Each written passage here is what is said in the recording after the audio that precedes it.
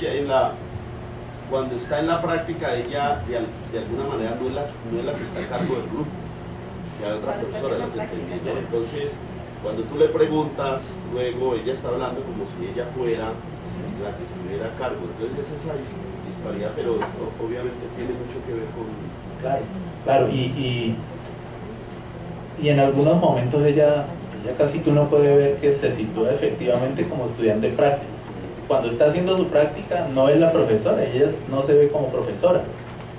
Está haciendo un trabajo temporal, un momento en el que ella asume un rol, así que un rol prestado, un rol temporal, pero ya después sí se ve que ese es su rol. Casi que al final, lo bonito es allí como ella va construyendo y pensándose, bueno, en mi práctica pasada creo que yo fui muy condescendiente, muy amable, ¿ya?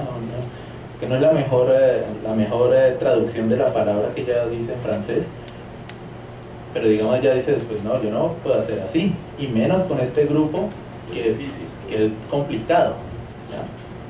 Entonces sí hay diferencias, y eso es lo bonito del lenguaje, que ella se muestra allí en el lenguaje. ¿Alguna otra pregunta? ¿Comentario?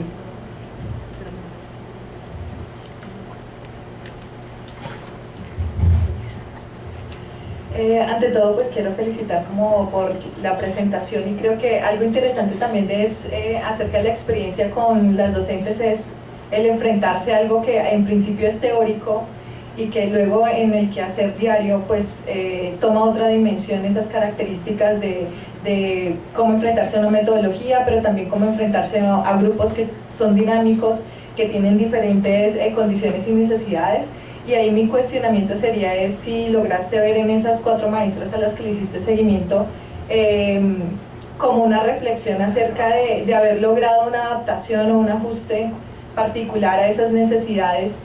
Es decir, como docentes, obviamente que hay como una estructuración de lo que es su práctica pedagógica, pero también requiere una actualización cada vez que se enfrentan a un grupo con unas necesidades que son diversas. No sé si eso llegó a ser explícito en ellas al momento de tus últimas entrevistas.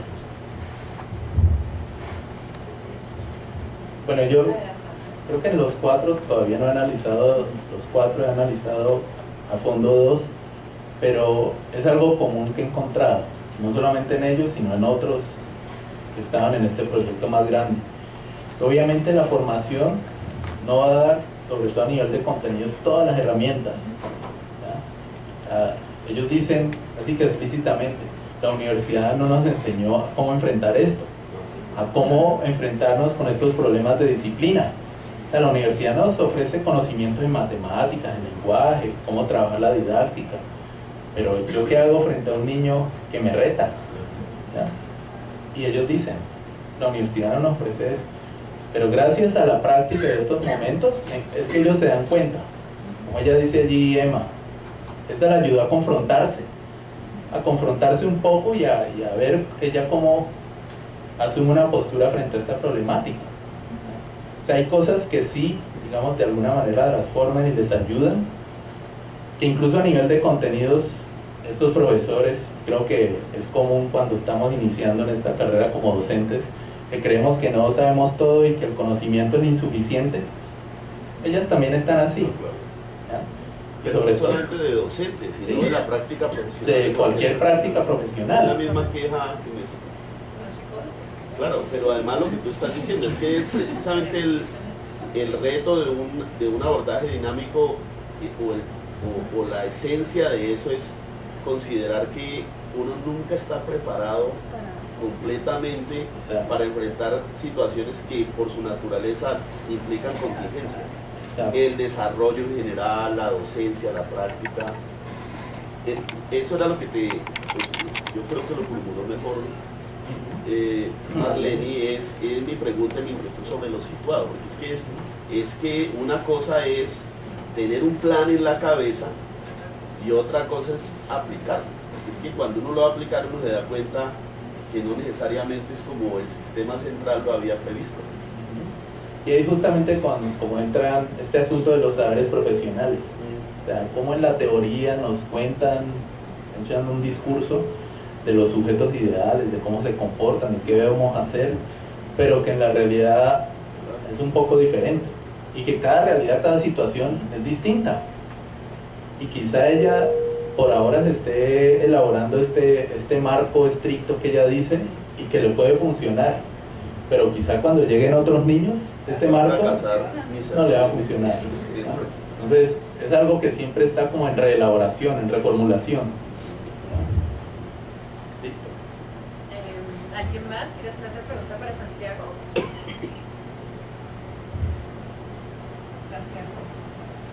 Es que a mí me llama mucho la atención de los fragmentos que presenta Santiago, cómo se mueve la maestra.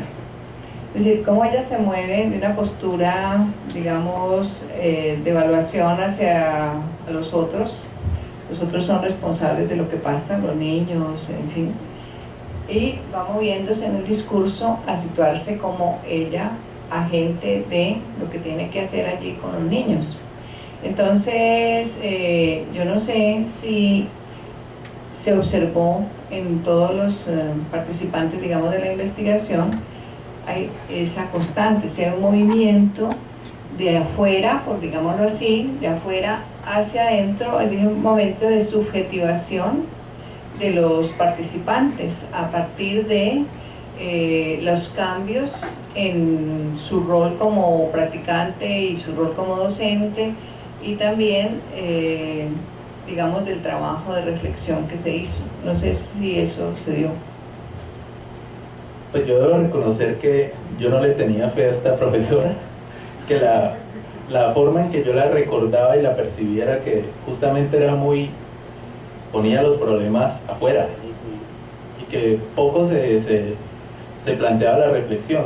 O sea, yo ya había hecho un poco el análisis de las entrevistas en práctica que ella hizo, y era justamente bastante estructurada, muy organizada, pero poco la veía a ella y poco se exponía a ella. Entonces la sorpresa mía fue cuando miré estas entrevistas que yo hice y que justamente hubo movimientos. En el otro profesor que ya ha hecho el análisis es constante también el volver sobre sí mismo y el preguntarse Pero al principio estaba más hacia afuera. Al principio es más hacia afuera y de alguna manera por eso en la rejilla de análisis, por eso damos esas posibilidades, que la reflexión pueda estar en los alumnos, la reflexión pueda estar en los contenidos, la reflexión pueda estar en la técnica o en las estrategias didácticas, y otra opción es el sujeto mismo.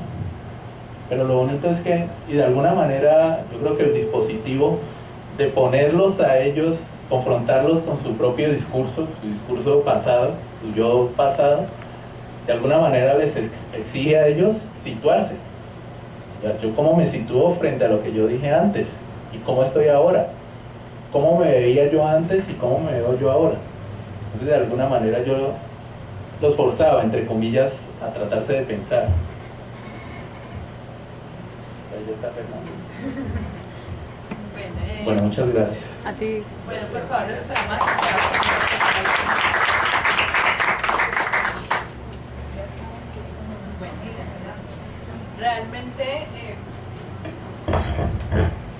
Realmente es muy emotivo.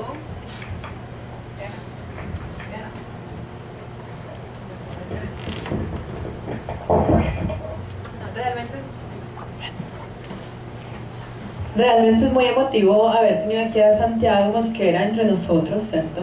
Como les dije, Santiago fue miembro del grupo de investigación y ahora pues es uno de los investigadores con los que deseamos continuar las relaciones entre investigadores, seguir haciendo muchas cosas más juntos. Muchas gracias, Santiago. Muchas gracias. Muchas gracias. Bueno, y aquí tenemos a Fernando Marmolejo desde Adelaida. Fernando, ¿nos escuchas?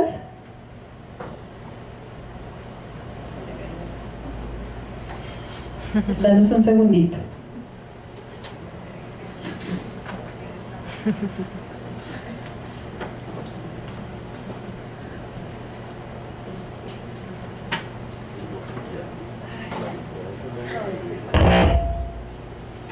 Fernando, ¿nos escuchas?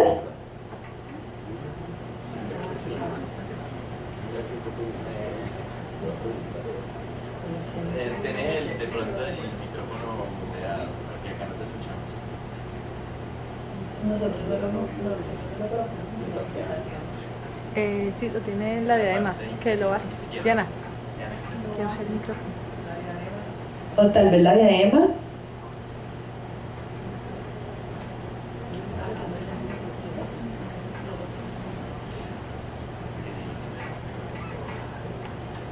Diana. Y la diadema. No, todavía no. No te escuchamos. Dile que vemos la diadema. Que ¿Cómo es la diadema? estamos viendo que tu diadema está distante. Todavía no hizo. De pronto en la parte inferior izquierda está el simbolito del micrófono que dice que no tenga una rayita roja que usar. Que no esté bloqueado. Yo aquí veo el volumen abajo. Ay, sí, mira, está muy buena. Disculpanos un segundito. Claro, es que aquí está apagado. Está apagado. Sí, de acuerdo. Ahora sí, Fernando. Hola, Fernando. Nos da mucho gusto tenerte aquí con nosotros. Lo primero que deseo hacer es ofrecerle disculpas a Fernando porque le hemos dicho que a las 7 de la mañana de él, a 4:30 de nosotros, nos hemos atrasado un poquito en la programación, pero estamos todos con mucha expectativa de escucharte.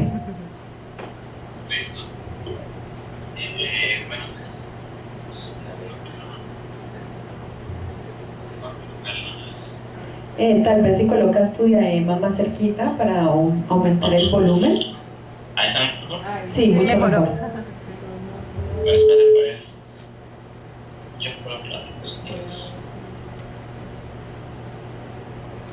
Mientras tú colocas la diapositiva, te contamos que hemos hecho las ponencias, que Miralba inició con las ponencias, después estuvo Santiago, después yo hice mis presentaciones. Y bueno, que estamos muy emocionados de tenerte aquí en esta mesa temática. Vení, ahí hay que hacer yo tengo mi computadora, ¿no? Sí, nos estás compartiendo la pantalla. Ah, bueno, chévere. Es muy bayuno. ¿Y si coloco esta imagen por acá? O, Ahí se ve mejor. no sé, tal vez allí está mejor. Bueno. Ahí son... Ok, 7:30. Bueno, entonces el tópico se llama la espirometría como una técnica para análisis cuantitativo de producciones textuales. Y es un trabajo que he hecho con un colega que se llama Jorge Ventes, que está en la Universidad del Norte.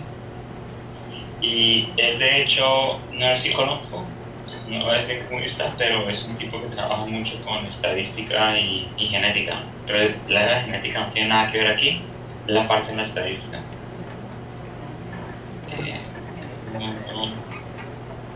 Abro un archivo acá.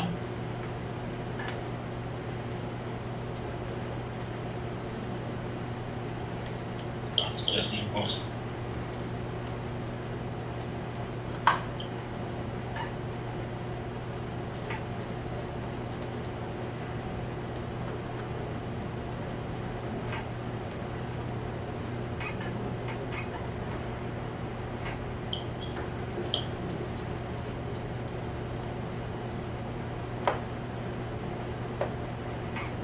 Listo. Entonces, esta charla va a tener los siguientes puntos. El primero es recalcar qué se entiende por el texto narrativo. Lo segundo es qué se requiere para su producción y su comprensión. Lo tercero es cómo se van a analizar los textos tradicionalmente a nivel de compresión y producción.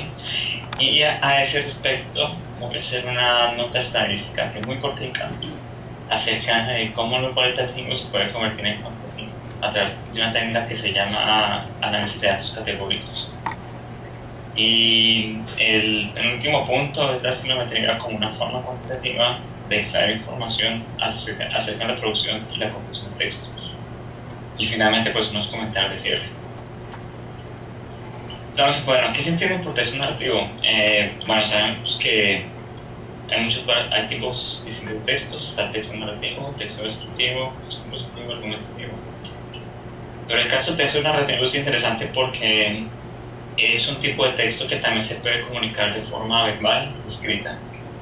Y en la forma escrita se convierte, pues cuando es más formalizado, se convierte en que se discurso.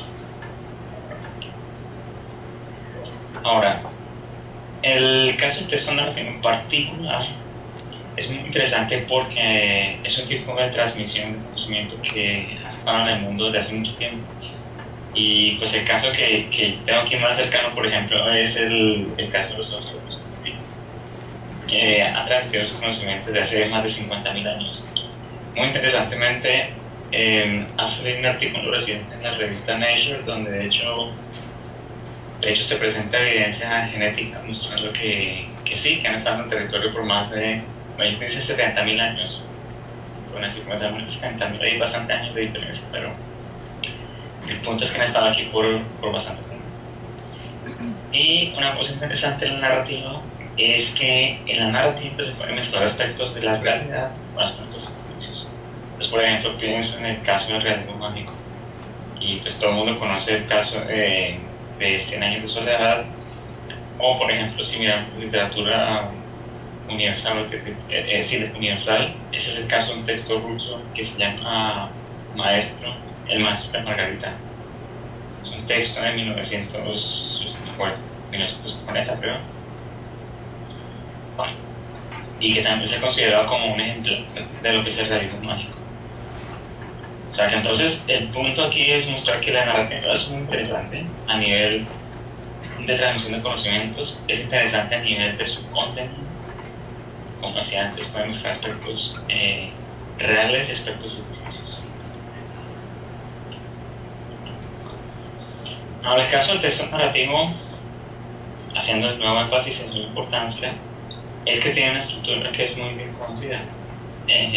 Pueden haber que haya acuerdos o desacuerdos en cuanto a su estructura, pero los aspectos que tiene en sí son bien conocidos. Por ejemplo, la introducción, que tiene los personajes, que refieren a eventos, objetivos, que tienen conflictos.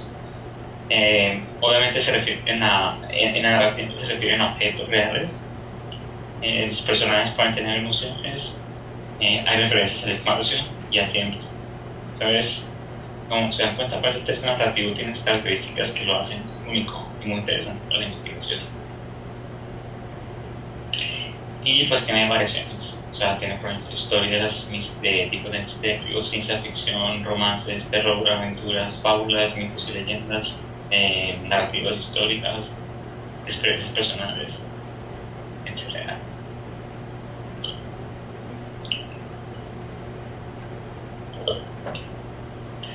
Ahora, esta es la parte interesante.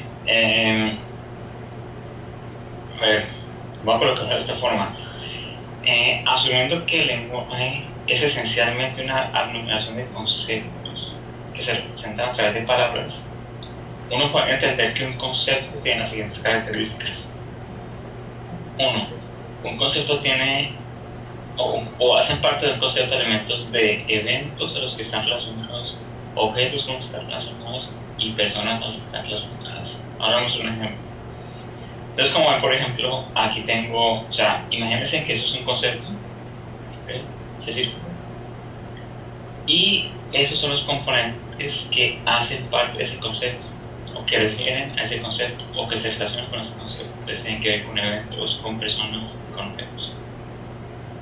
Ahora, estos son los subcomponentes específicos de cada aspecto. Entonces, por ejemplo, hablando de eventos, tiene que ver con ambientes en los que los objetos y las personas ocurren. El caso de las personas tiene que ver con aspectos o estados cognitivos, afectivos y corporales. Y los objetos tienen que ver con características físicas y bueno, ese término no sé cómo sería en español, pero siempre está conocido como affordances. Básicamente es como que lo que el objeto permite hacer con él. Entonces, por ejemplo, si tienes una copa permite canónicamente usarla para tomar, pero no podría usarla para colocar lápices. Entonces depende lo que el objeto permite hacer con de acuerdo a la estructura del objeto. ¿Listo? Entonces, esa es mi pequeña idea acerca de lo que son los conceptos. Y bien sabemos que los conceptos tienden a representarse en palabras. Pues, por ejemplo, tenemos un concepto específico que es esta línea acá, ¿cierto?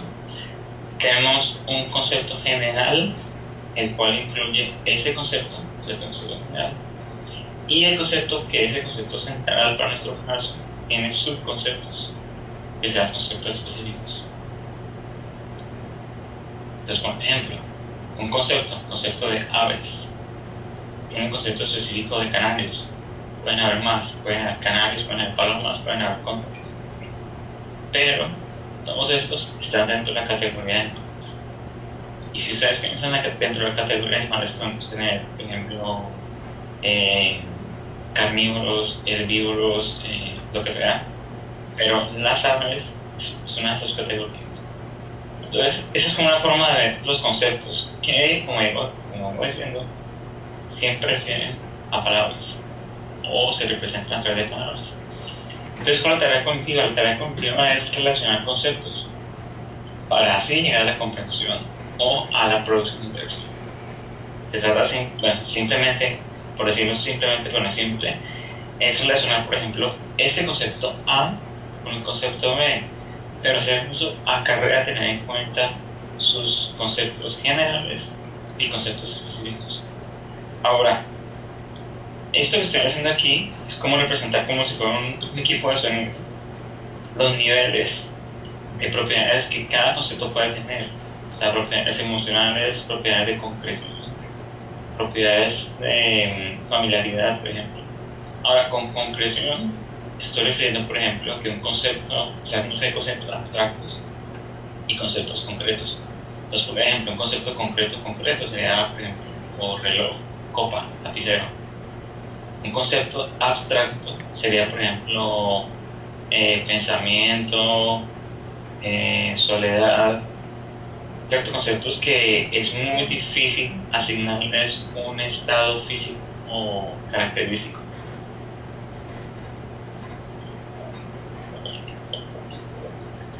Ahora, o sea, teniendo en cuenta lo que acabamos de decir acerca de relacionar conceptos, y diciendo que justamente la tarea cognitiva es relacionar conceptos para llegar a la comprensión y a la producción.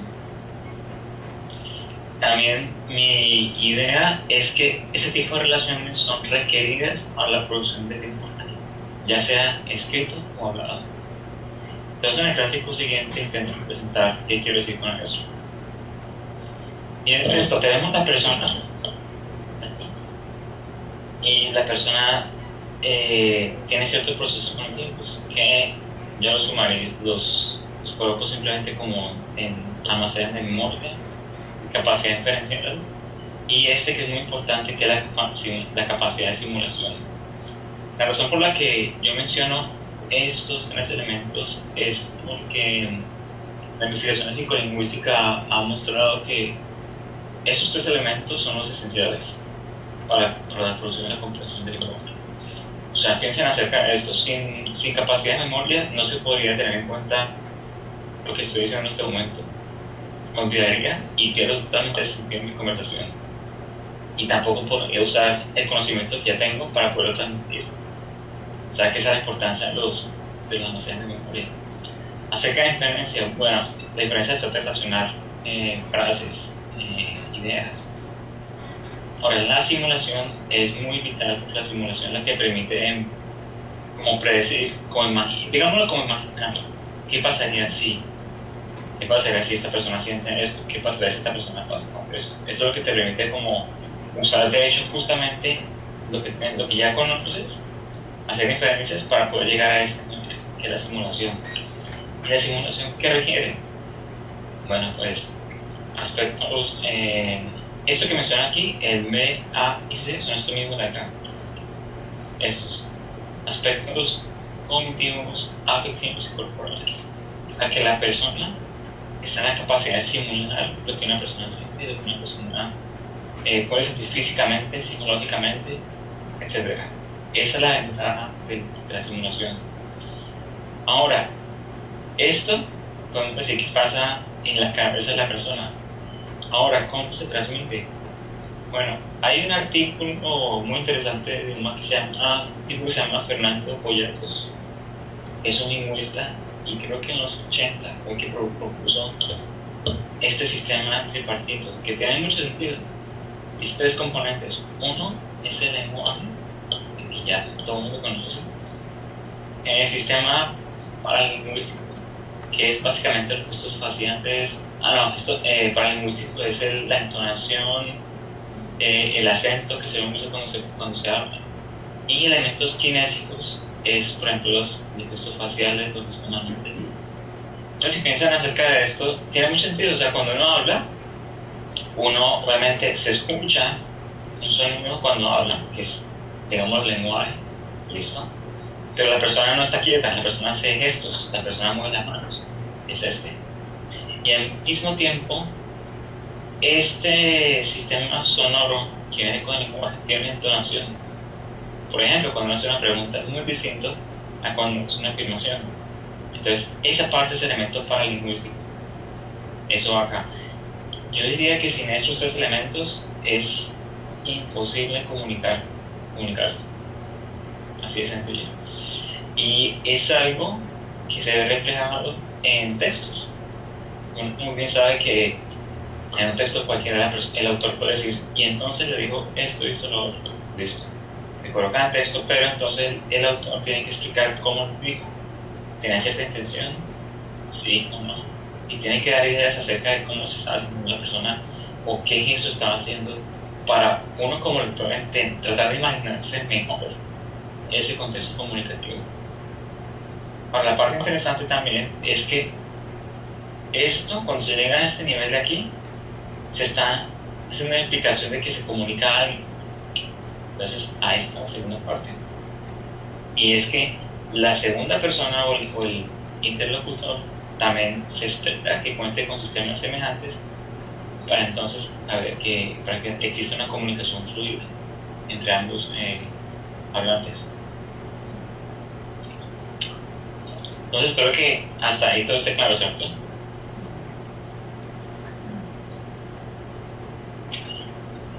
Listo. Ahora, entonces, esta es la parte del análisis de texto. Bueno, ¿cómo se analizan los textos personalmente? Bueno, usualmente a través de técnicas cualitativas, como el análisis de contenido. El proceso central es la codificación, es decir, organizar el texto en categorías. Y esa parte es muy vital porque las categorías se consideran como patrones o temas que son expresados en el texto. Es algo muy importante porque sin esta categorización uno no podría decir el texto y qué consiste, el texto que quiere comunicar. O sea que esa parte es vital, la categorización. Entonces, como digo acá, la creación de categorías es vital en este tipo de análisis cualitativos, pero también es esencial en análisis cuantitativos. Y ya les voy a explicar por qué. A ver, resulta que si tenemos un texto, el primer paso, y ese es muy esencial, como vuelvo a decir anteriormente, es crear las categorías de interés. Y categorías de interés puede ser decir, bueno, vamos a mirar, por ejemplo, cómo los textos se refieren a aspectos espaciales, aspectos temporales. Ya con eso estoy creando 2 categorías distintas de análisis. Una tercera podría ser, queremos ver cómo se maneja la dimensión emocional, por ejemplo. Ya tengo 3 categorías. En este caso estoy hablando de un cierto número de categorías. Listo ese primer paso, que es, como digo, es esencial. Ahora estamos hablando de la parte cuantitativa. ¿Right? La parte cuantitativa entonces se requiere identificar y contar casos para cada categoría. Ahora, vuelvo y digo, es importante operacionalizar este pedacito, porque si no se sabe exactamente qué caracteriza cierta categoría, no puedo entonces contarlas, no puedo decir, esta pertenece a esta pertenece a esta, no. Si no tengo una categorización clara, una definición clara de los conceptos, no puedo llegar a ese paso. Y el último paso, que pues parecería más complicado que la parte estadística, pero realmente no lo es hacer un análisis estadístico de ese tipo de información. Y como decía al principio, hay unas técnicas que se llaman análisis de datos categóricos, que son las que más se usan para ese tipo de información y de datos.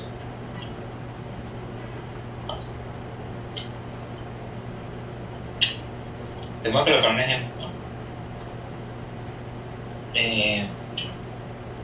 Supongamos tenemos una tabla de contingencia como la siguiente. Queremos comparar niños entre 8, 10 y 12 años a nivel de dos tipos de categorías. Digamos, por ejemplo, la categoría 1 puede ser frases, donde se alude a la emoción de los personajes, contra y categoría 2, que podría ser frases donde se alude a las acciones de los personajes. Entonces, como tengo dos categorías, y voy a ver cómo niños entre 8, 10 y 12 años manejan ese tipo de dimensiones en el texto. Ahora, una cosa muy importante, es definir las categorías. Listo, primer paso. Ahora, a nivel metodológico, la segunda es que se cuente con un tamaño de muestra de al menos 30 niños por grupo de edad. ¿Por qué? Porque necesitamos, entre más información es mucho mejor. Eso es un principio en estadística que es muy bien sabido. Entre más información, mucha más precisión. Listo. Ahora, eso es que se cuenten con al menos 3 producciones por niño. Estoy pensando en un caso de una producción de textos, ¿cierto? Donde el niño se decide por producir un texto A, un texto B y un texto C. Yo podría tener incluso más producciones. Entre más producciones, mejor. En ese caso, si se meten más textos, más producciones, habría que tener en cuenta otra variable y la variable de tiempo. Porque, por ejemplo, si las producciones son, digamos, dejando un día de diferencia, con un lunes, luego un miércoles, luego un viernes y así, habría que incluir la variable de tiempo como un factor que podría tener cierto efecto. Pero es, digamos que la decisión del investigador sí decidir si eso también tiene un efecto o no. Bueno, entonces, entre más producciones textuales es mucho mejor. ¿Por qué? Porque os digo, es más información. Piensa que por cada niño estamos obteniendo 5 o 6 textos. Ahora, multiplicamos por 30, ya tenemos mucha más producción, 180. Ahora, una cosa muy importante es que las producciones tengan cierta comparabilidad. Después de que sean homogéneas, que sean semejantes. Entonces, de forma tal sería muy difícil de comparar. Y, o sea, obviamente, colocar el caso extremo sería que hoy produzca algo narrativo, mañana algo expositivo, luego algo argumentativo. En ese caso no tendría sentido porque son 3 tipos de textos. Necesito textos que tengan cierta comparabilidad. Entonces, por ejemplo, si es un texto narrativo A que tiene cierto tipo de historia, cierto tipo de tema, el texto B que se le pide al niño que reproduzca, o que sí que produzca, tiene que ser un texto semejante al anterior, ¿cierto? Semejante características textuales. Entonces, eso es una parte muy importante. Y vuelvo y digo que las categorías sean claramente definidas y validadas a través de acuerdos intercongresos. Y pues bueno, hay unos métodos, ahí menciono un método estadístico, pero lo importante aquí es que esas categorías sean totalmente claras y que los investigadores o co-investigadores tengan el mismo tipo de acuerdo, que lleguen a un acuerdo diciendo, bueno, listo, esta categoría es esto, ¿estamos de acuerdo? ¿Sí o no? No, ¿por qué? Sí, ¿por qué? Y finalmente, ese tipo de desacuerdos pueden medirse cognitivamente. Y ya con los datos, ya teniendo datos, y como digo, datos serían casos, ya es contando, así tocas contar cuántas frases, por ejemplo, se sabe que aluden a las emociones, cuántas aluden a las acciones, etc. Ya uno aplica la técnica estadística. Pero como decía, ya es un paso final.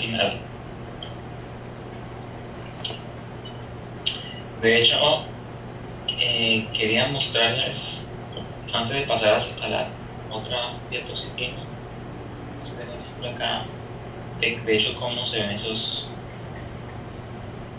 gráficos. Algo así como eso, de hecho.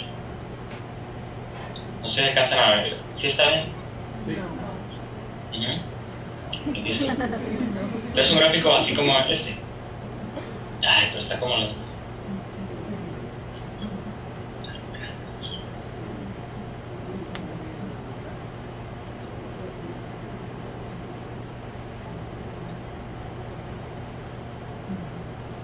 Bueno, alcanzan a verlo aquí, ¿cierto? Este. Entonces imagínense, quiten esta parte de 500 hasta 1000 y cambien esto por niños. Niños de 8, 10 y 12 años, que aquí están dos tipos de textos, o dos tipos de frases que estaban buscando, emocionales y de acciones. Entonces lo que el cuadro representa son cantidades. Eso es, entonces uno visualmente puede mirar tendencias. Por ejemplo, si digamos tenemos 6 grupos de niños, entonces son 6 grupos de niños, dos tipos de textos, lo que uno puede ver así de entrada es que ese tipo de texto o ese tipo de dimensión narrativa fue la que recibió más atención. ¿Ven? Mientras que esta no tanto. Bueno, se puede ver que, por ejemplo, digamos, estos son grupos de edades, niños de ese grupo de edad tienden a producir más información acerca de ese tipo de dimensión que niños de ese grupo. ¿Ven? Entonces, ese tipo de gráficos salen justamente de información como esta, como la que está aquí en la tabla. Y como les decía, ya con esos datos uno puede hacer análisis estadísticos. Pero como les decía, esa no es la parte realmente importante de técnicas, y ya existen, no mete los datos. Presiona Enter y ya. Lo importante es realmente definir categorías y mirar qué se quiere comparar. Ahora, la ciclometría. La ciclometría es un análisis cuantitativo estadístico de variaciones en estilos literarios entre autores o entre estilos literarios. Esa es la definición clásica de ciclometría. Y hay artículos de los 80s.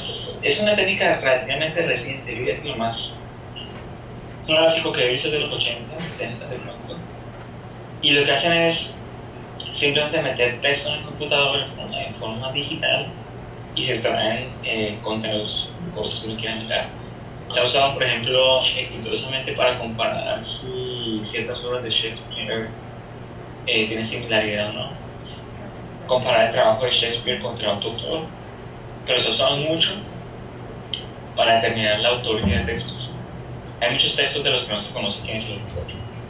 Entonces lo que hacen es que estas técnicas sacan esa información de esos textos y la componen con textos ya existentes, para mirar si de pronto es que este autor no quiso colocar su nombre y lo dejó como anónimo, y entonces mirar si hay relación entre estos textos que son inéditos y los textos que tiene autor conocido. Pero entonces yo de esta forma, justamente con un colega, con Jorge, pues proponemos que la ciclometría es una herramienta para analizar el estilo literario desde un ángulo cuantitativo y ayudar a confirmar o refutar los análisis típicos de forma cualitativa. Acá hay un texto que salió como en el 2014, creo, que es justamente cómo hacer análisis de texto usando este paquete que se llama R, que es para análisis estadísticos, que es el que les mostraba aquí.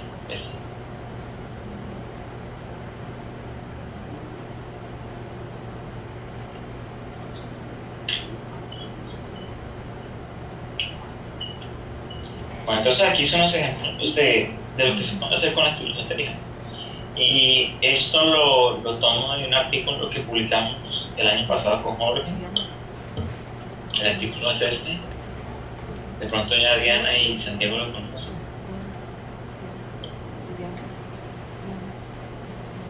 ¿Sí lo alcanzan a ver?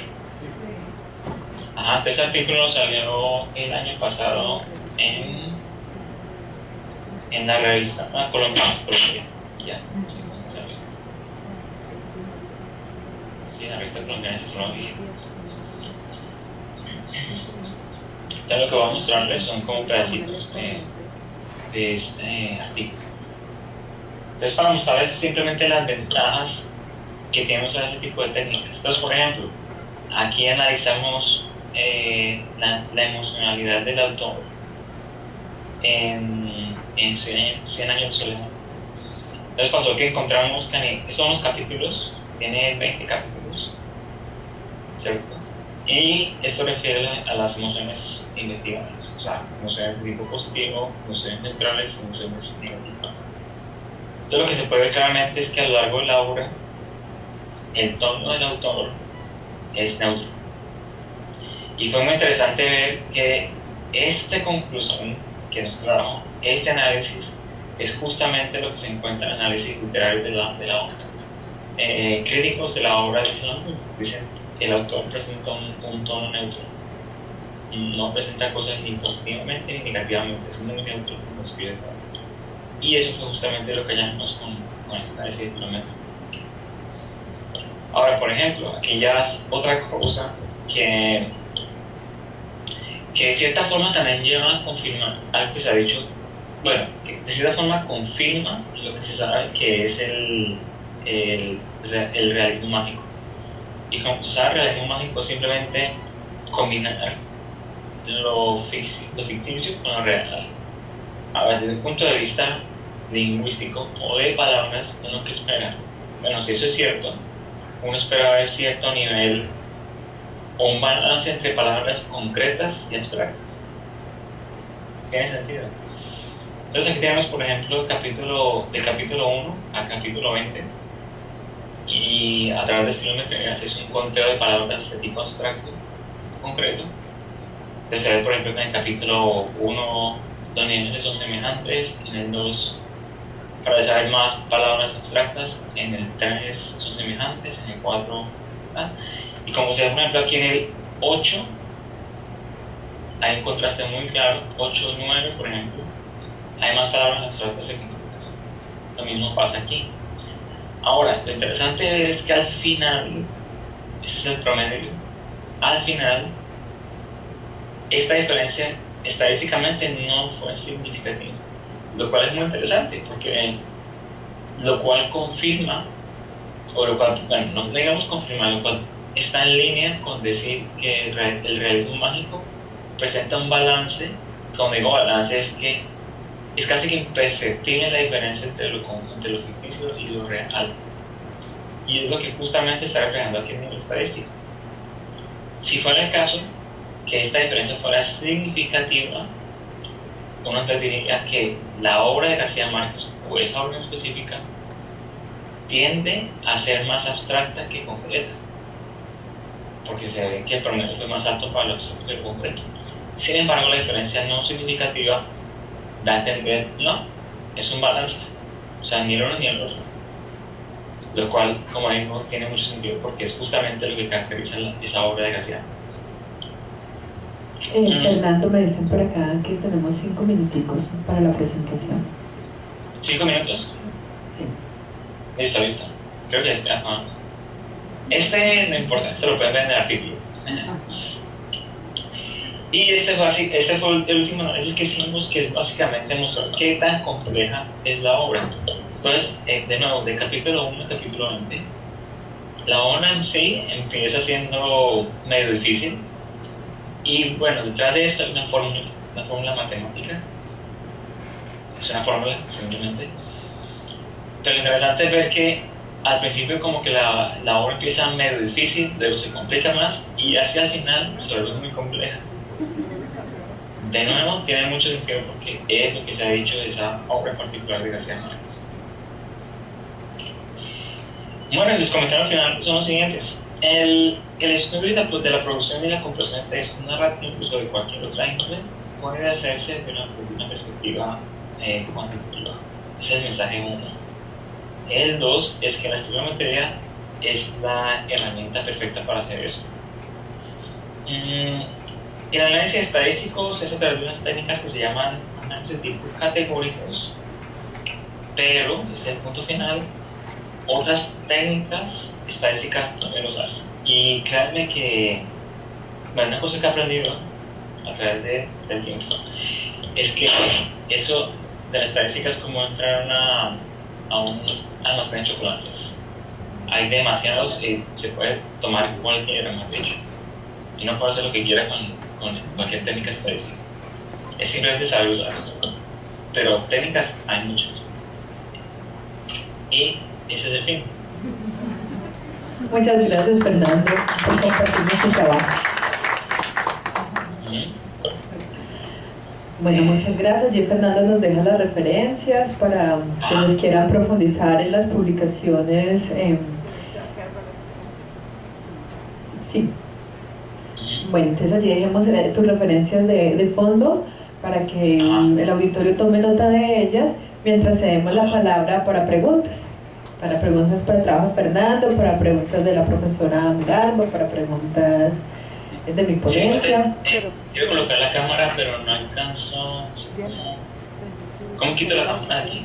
¿Sí me alcanzan a ver la cámara? Ah, bueno, está preocupado porque únicamente veo las diapositivas. Ah, bueno, listo. ¿Sabes qué? Te voy a colocar aquí, si quieren, coloco aquí mi correo pregunta. A la mesa y de pronto ahora sí pueden hacer Vale, Fernando, muchas la gracias. imagen del MIR más grande. Voy a colocarlo acá. Salió así, pero salió así. Sí, está muy... Perfecto, con esa. ¿Está muy chiquito o no? No, lo vemos perfectamente. Quieren ponerlo grande. ¿Sí? Que lo vean el auditorio. Que vea el auditorio tal vez. Bueno, tenemos como 5 minuticos de preguntas. Listo, dale.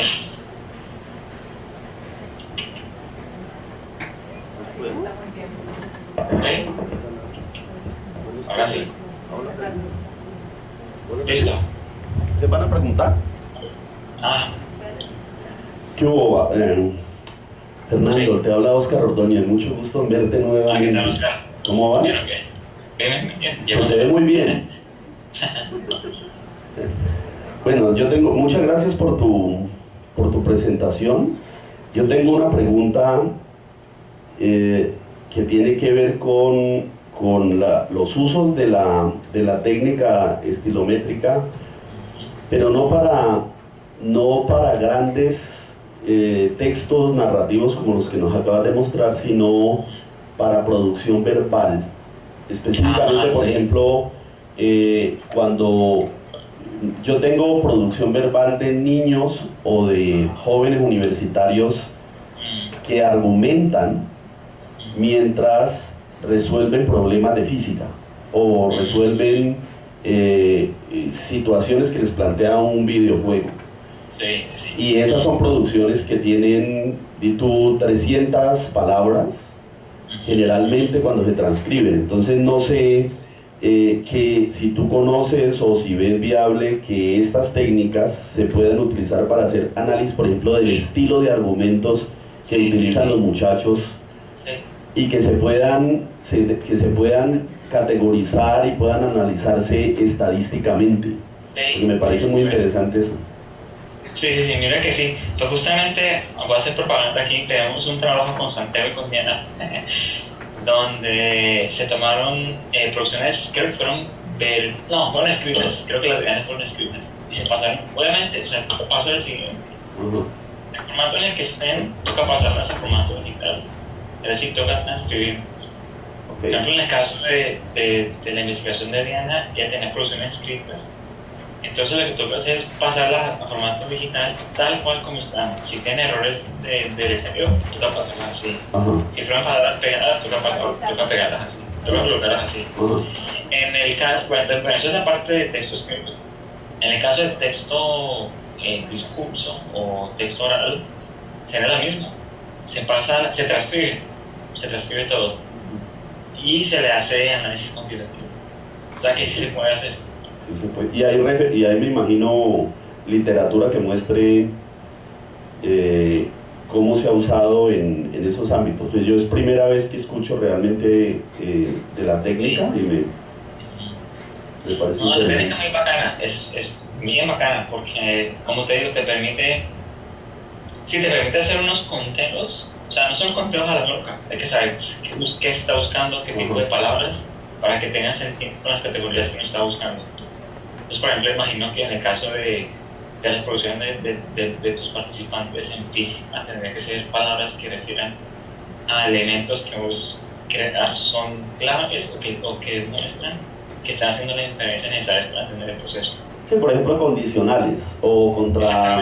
Sí, ok, bien. Pues porque se trata de identificar, por ejemplo, cómo ellos formulan hipótesis. Las condicionales son unos, pues son unos marcadores típicos, ¿no? Sí, digamos que no el problema, la característica central es que todo depende, o sea, ahí depende básicamente de la producción verbal, y eso significa que cualquier información que se extraiga está dependiendo directamente de la capacidad de los participantes para colocar en palabras lo que están pensando. Sí. Pero la técnica sí puede aplicar, claro. Se ha usado mucho, por ejemplo, para determinar, de hecho, ahora que lo dices, de hecho, vi hace 3 días en BBC News, justamente haciendo una propaganda tipo que desarrolló esto que se llama Pennebaker, que se llama un tipo, el apellido es Pennebaker, mostrando cómo su técnica de transcribir, o sea, de colocar en texto, se ha usado para determinar, por ejemplo, personalidad del autor, para determinar características psicológicas y ese tipo. Eso es muy interesante. Muy bien. Muchas gracias. ¿Alguna pregunta para la profesora Miralba? O para Diana también. Sí, ahí está. ¿O para mí? Bueno, buenas tardes, profesora Miralba. Cuando usted hablaba de Riquet y pensaba en esa idea de la no linealidad y cómo se configura una especie de red, recordaba algo que Riquet va a llamar la composición de la trama. Entonces, no sé si ustedes, además de esa idea de la mímesis, plantean como ese análisis de esa construcción de la trama que el niño podría estar elaborando allí. Y para Diana, más que una pregunta, es como una reflexión que me generaste pensando un poco en los objetos de memoria y en los tejidos de lo que hablaba el otro día, cómo esos planos de recursividad podrían ser unos elementos de análisis que uno podría empezar a trabajar